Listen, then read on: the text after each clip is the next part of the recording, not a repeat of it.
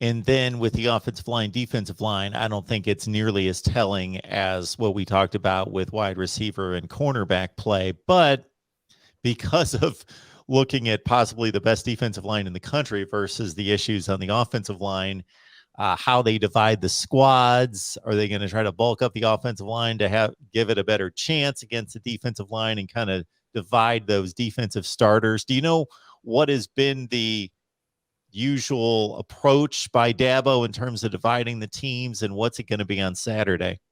I was talking about that with a friend of mine last night. I'm gonna be interested to see how they divide up particularly the offensive line, who's on which teams.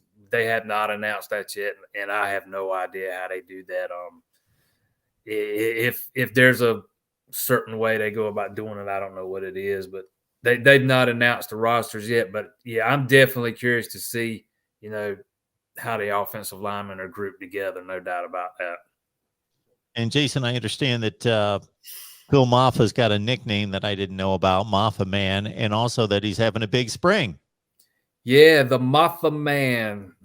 CJ Spiller talked a lot about the Maffa Man last night, and yeah, he says Maffa's taking a big jump, which I kind of expected him to, especially with Pace and Shipley, being out. He's taking all the first team reps. He's been on the field a lot. Spiller jokingly said last night, when they get into fall camp, since Shipley and Pace has kind of had their vacation this spring, he's going to give Maffa a little time off in fall camp, put those guys to work. But yeah, I've always been real high on Phil Maffa.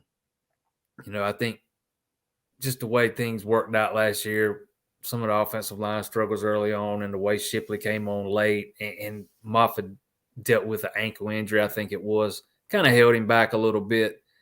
But I think he's got an extremely high ceiling, as high as Shipley's. The only thing to me, he's not quite as fast as Shipley, but I think he might be a better runner between the tackles. And he's got equal to or better hands than Shipley, I think, too. But I just think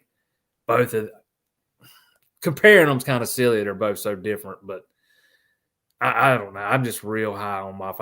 I think he brings a dimension to the running back room that Clemson hasn't had when a running back in a while.